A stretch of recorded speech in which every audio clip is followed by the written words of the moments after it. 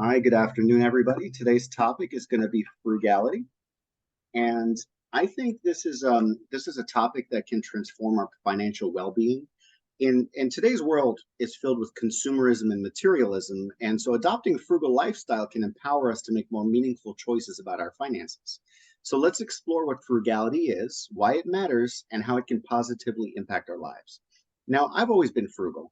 I grew up poor and I was told to save my money and not spend. But I think it was a little to the extreme at some point, based mostly on the poverty, because we tend to overreact to certain situations in our life, and poverty is no difference, right? But now I have a much more balanced view, and I use frugality to my advantage.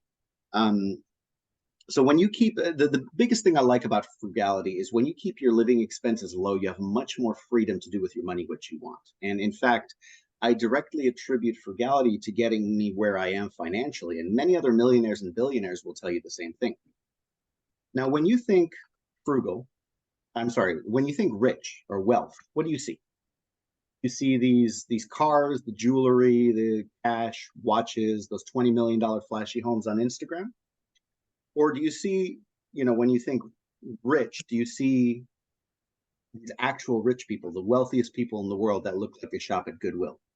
Or the richest man in the world? And he's not the richest. There's people with hidden wealth richer than him, but he's the official richest man in the world, Elon Musk, who couldn't be bothered to get a new mattress even with a hole in it. And he owns no homes, living in a $50,000 prefabricated box. Warren Buffett is famously frugal. He still lives in the same house he bought decades ago. He still gets the same cheap breakfast from McDonald's every morning.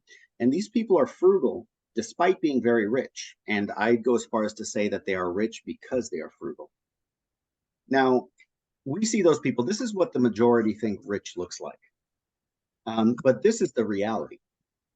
Sorry, I can't. I wish I could move this. But up top here, it says poor. And over here, it says rich on the right, right? This is the reality. The people buying Gucci are not the rich, but rather the poor or the lower middle class wanting to look rich with expensive watches, luxury brands, cars, houses, all that kind of stuff.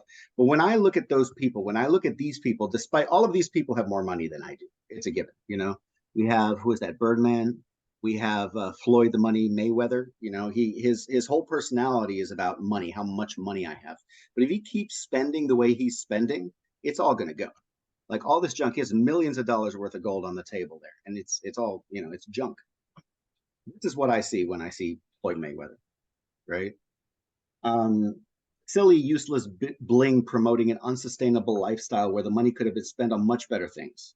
Timeless advice: don't go broke trying to look rich. When they stop making $100 million a fight, they're going to be broke. You know, I personally have never felt the need to show off. Money and what it could do for me was always more important to me than having like something flashy to prove to people that I'm rich. So I bought a reliable car 16 years ago, 16 and a half. It still runs. It's almost a quarter million miles. Is it flashy? No. Does stuff break? Yeah, occasionally, but it's not that expensive to fix. And it gets me from A to B, and it's very fuel efficient, you know? So when people around me, when I was in the military, as a 21-year-old young man, a little bit of debt, but the people around me in same position as me, same salary as me, they they went out and bought a $700 a month Dodge Charger, right? They felt the need to adopt a certain lifestyle. I paid this car off in 3 years and I never looked back. I keep my clothes cheap, my transportation cheap, my living arrangements cheap, and I try to keep my food cheap as well. Sometimes I cut my own hair because I don't feel it's very necessary to spend 20 or $40 on getting a haircut. Like when I go out, for example, I'm kidding. This was kind of half. My wife cuts my hair, and she does actually a fairly good job. This was halfway through one of our haircuts. I thought I took a picture because it looks funny. But like a good example of how I do things different than normal people. Like I go out to eat lunch quite often, and sometimes if I were to go with friends and we go to like Del Taco, like the example here, you might be tempted, or McDonald's, you might be tempted to get most people get like the combo. And at McDonald's, the combo is no longer really affordable. It's like 12 or 13 bucks, whereas normal people get the combo I stick with the stuff on the dollar menu. And there's this deal at Del Taco that I've been getting recently that is two grilled chicken stuffed quesadilla tacos for $4, and they're pretty filling, So I go for stuff off the dollar menu. So that doesn't mean I won't splurge for like a date night at a restaurant because that's important, whereas my regular lunch isn't. So frugality, I believe, is like what Ramit Sethi, he's a personal finance guru. He says, spend extravagantly on the stuff that matters to you and cut to the bone on the stuff that doesn't, right? Oops, I'm sorry.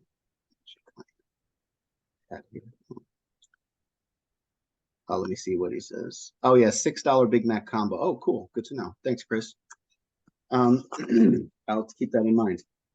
So these are the top three spending categories of most Americans. The average American in 2022 spent 63% of their income on housing, food, and transportation. And there's this trope where, like, if you don't spend $5 a day on coffee, on this or on that, these little things, they'll add up. And after, several decades, you'll have hundreds of thousands of dollars. But if you can cut back on anything, try to cut back on the major three categories because you'll have so much money. If you cut back on these, you'll find yourself with a lot of free money. Now I do that. My housing, I just live in a simple 1-bedroom apartment. I don't pay that much for my area. I actually pay less than the average. Food, we kind of splurge a little bit, but I try to cut back where I can. And transportation, I've already talked about that. I keep it cheap as I possibly can, but within reason. Of course, I don't want to do something that would be inconvenient. That's cheap. I am frugal. That's cheap, right? So let me talk about Ronald Read in the theme of frugality. Now, Ronald Read, and I talk about him a lot because I really respect this guy and what he did with what he had available to him. He was an American janitor, gas station attendant, investor, and philanthropist. He grew up poor. The first high school graduate in his family, he never made more than $12 an hour. So basically, he worked minimum wage jobs and got minimum wage pay. But when he died, it turned out that he had a legacy of over $8 million, which he left part to his family and part to charity. He was a very humble man, known to be very frugal. But when he died, based on this $12 an hour maximum salary his whole life, he left $1.2 million to his favorite library and almost $5 million to the hospital where he spent his final days. He was able to do this by investing in dividend-producing stocks, avoiding the stocks of companies he didn't understand. But most importantly, he was known to be frugal. When his zipper broke, instead of buying a new one, he would just, put it together with like a safety pin. Not saying you have to do that, but it just kind of shows how frugal he was.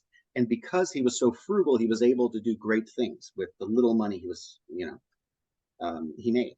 When you live on less than you make and you care for the limited money that you have, that you are given, you can do great things.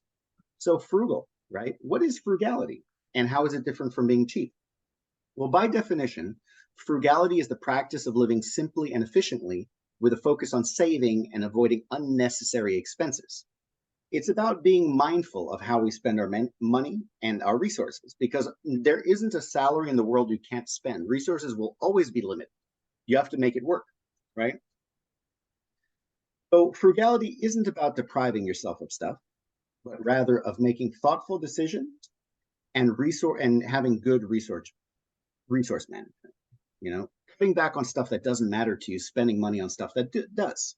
We all have limited incomes. By being frugal, we can carefully manage our limited material resources to get the best bang for your buck. Now, so what's the difference between frugal and cheap?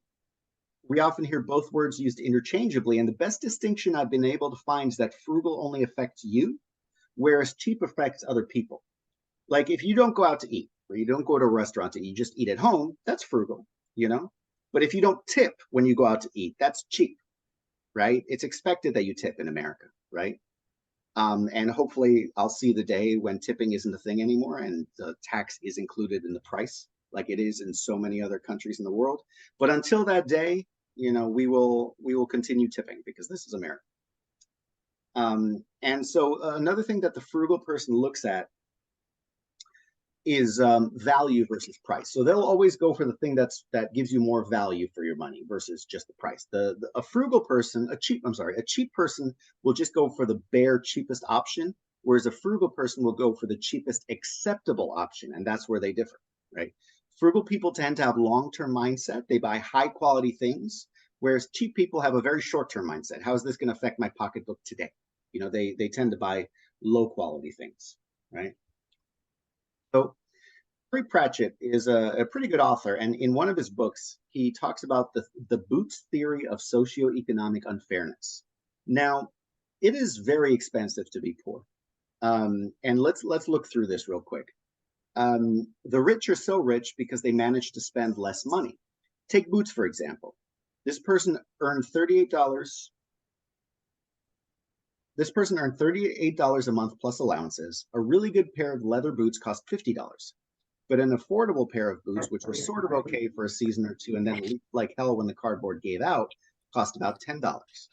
And those were the kinds of boots that Vibes always bought and wore. You're always talking about this. Oh, hold on. Can somebody mute themselves? Can everybody mute themselves, please? All right, I'm going to have to do it. There we go. So a cheap person would go for the $10 pair of boots, but those things only last like a season. And then when they leak like hell, when the cardboard gave out, they cost about $10. This person in the story, he always bought those. He wore until the soles were so thin that he could tell where he was in the city on a foggy night by the feel of the cobblestones. But the thing was that good boots lasted for years and years. A man who could afford $50 had a pair of boots that still be keeping him dry in 10 years' time, while the poor man who could only afford cheap boots would have spent $100 on boots in the same time and would have had wet feet. And that was Captain Samuel Vimes' Boots theory of socioeconomic unfairness. So a frugal person would buy those $100 boots, even though they are expensive, up front, right? Whereas a cheap person would just go for the cheapest version. So here's some examples of stuff I've done to be frugal. Like when I was in the military, they gave us, at one point, I was getting $1,600 a month for housing, but I found the cheapest acceptable apartment I could find, which was $950, and I pocketed the rest. Where my peers were looking for apartments right at that amount, because to them, the housing allowance was a spending challenge. To me, it was a savings challenge. How much could I save? What can I get for the minimum amount that was acceptable to me? And when I was a broke college student, like fresh out of the military, going to Cal State San Marcos, working a minimum wage job in the UPS warehouse, I went so far as I would take the bus instead of parking at school, thereby saving $50 a semester because, ridiculous parking prices at school. I gave you the example of the, $4 off the dollar menu versus a $12 meal. I would much rather go to Aldi versus Vaughn's because it's cheaper. And every purchase I make, I scrutinize it. I was like, can I get something? Can I get it for cheaper? And is it acceptable to me? Am I okay paying for this convenience, right? So all that kinds of other stuff. And like when I first came back to the US at 19 from Africa, I was living in a one-bedroom apartment in Pasadena with two other guys, And if you think about it, that's really all you need. You need a place to sleep. You need a place with electricity, with running water, maybe even with Wi-Fi, right? So if you're poor for a short time, you could consider maybe living in your car and like showering at the gym. That's something some people do. Of course, this isn't like a long-term solution, but get yourself thinking about how you can be more frugal in life. I would always think whenever I bought something, I would be like, I could be investing this money. I could be using it to buy my financial freedom. Do I really want this thing, right? So let's talk about the principles of frugality. So there's 6 here. One is budgeting, giving every dollar a purpose, Personally, I don't budget. I like to pay myself first, and that means I set a certain amount of my money aside every month to go towards my investments, and then I spend the rest as I see fit. But you can do whatever you want. You can budget, you can pay yourself first. Another important principle in frugality is delayed gratification. So don't do impulse purchases. Think about stuff. Be patient. Delay buying non-essential items to see if you really need them or if you really want them. Next is prioritization. You want to identify what is a priority for you. You want to spend on things that are priorities for you and cut back on things that aren't. Like, for example, if you're just a single person living in a 2-bedroom apartment, you might as well downsize to a 1-bedroom apartment because you really don't need it, unless it's important to you. If you want people to come and visit, if you have family, then that's important to you, then it's worth spending the extra money on the second bedroom, right? Another thing, DIY, do it yourself, and self-sufficiency. You could save so much money if you just do stuff yourself. If you do cook at home, you repair stuff yourself, Halloween costumes, if you do it yourself instead of buying it, that kind of stuff, right? Number 5, quality over quantity. You want to invest in high quality items that last longer, even if they're more expensive up front, like those boots, right? And finally, and I think this is maybe even the most important principle of frugality, is minimalism. The less you have, the less it occupies mental space, and the less you want to buy more stuff. If you can learn to live minimally on less, because I have a 1-bedroom apartment, all my stuff fits in here. All me and my wife's stuff all fit in. And if you guys have ever watched, I'll get to that in a minute. If you guys have ever watched one of those shows like Hoarders, you see those people, their entire day, they have all this stuff, floor to ceiling, and it's mostly junk anyway. A normal person walks in there, it's all trash, right? But to them, it's valuable. They're maximalists. They keep as much as possible. But if you see them, their entire day is spent organizing, and I put organizing in air quotes because all they're doing is just moving stuff from one pile to another. So try to live as minimally as possible. Don't feel the need to have stuff, right?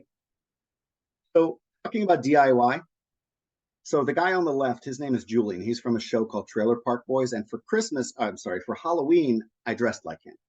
Now, I don't know if you guys noticed the jewelry I have on, that bracelet, the ring, and the necklace, but it is completely 100% made of aluminum foil. So that's Julian's right there, and that's mine. I think I did a pretty good job with aluminum foil and a Sharpie. It didn't cost me anything, right? So yeah, I think I did a pretty good job there. But I didn't spend anything. I did it myself. I took a half hour, I made it, and then I didn't have to spend money. So frugality has many benefits. Number one being financial security. So if you spend less on stuff, you have more money with which to pay off debt, to buy yourself financial freedom, to invest for the future. It creates a safety net, reducing financial stress. Imagine a doctor who makes $30,000 a month, but he spends $31,000, right? Compared to a janitor who makes $3,000 a month, but he spends $2,500. Which one do you think is the most secure person? It's actually the janitor, because if he were to lose his job, he has very little expenses that he has to cover, right? Whereas the doctor, he's spending more than he's making. Even though he makes a ton, he's still spending more than he's making, and he would be in dire straits if he lost his job, right? So frugality also allows you freedom to make choices based on your values rather than your financial constraints. You can pursue your passions, travel, or support causes you care about. The less you spend on yourself, the more you can spend on stuff that matters to you, right? The more you can, like if a friend calls you up and say, hey, I'm going to France, you want to come with me?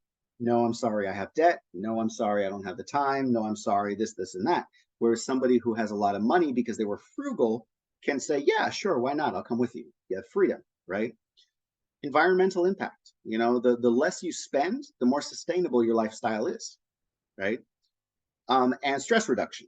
The less you have to spend, the less stress you have financially, right? So it can lead to improved mental and emotional well-being. Now, we've all heard that time is money, right? And if you really think about it, let's say you make $25 an hour, and after taxes and all that, you bring home $20 an hour. If you were to buy $100 pair of shoes, don't think about it in terms of the $100. Think about it in terms of how many hours you will have to work to make that money back. Those shoes are not worth $100. They're worth 5 hours of your life that you will never get back because you're going to have to make it, right? In conclusion, I'd like to leave you guys with this. So really only spend on stuff that matter to you. Try to avoid unnecessary spending. Prioritize your life, like what is important to you, and get the cheapest acceptable option. Everybody repeat with me. The cheapest acceptable option, right? Not the cheapest option, the cheapest acceptable option. Comparison is a killer. I know people that I'm sure you guys have experienced this too. You go online, you go on Instagram, you see how all your friends are doing better than you, and you feel bad about yourself. And then that causes you to want to, buy something, right? Don't Comparison is the enemy. Don't compare. Don't try to keep up with the Joneses, meaning, if your neighbor, the Jones family, they buy a big house, you feel the need to do the same. They have a fancy car, you feel the need to do the same. Don't try to keep up with those people. They're in debt, you know. They're in debt trying to show off. Don't be like that. And most importantly, don't be frugal just for frugality's sake. That's just like being cheap, right? Have a goal. Like I'm not just frugal because I want to be frugal. I mean, it has its benefits, but I'm frugal because I was first frugal because I was poor. Second, I was frugal because I was paying off debt, and now I'm frugal because I'm building towards towards financial independence. Live simply. You'll be much happier. And whenever you shop, look for a discount. Try to avoid impulse buying. And with that, I will open it up for questions.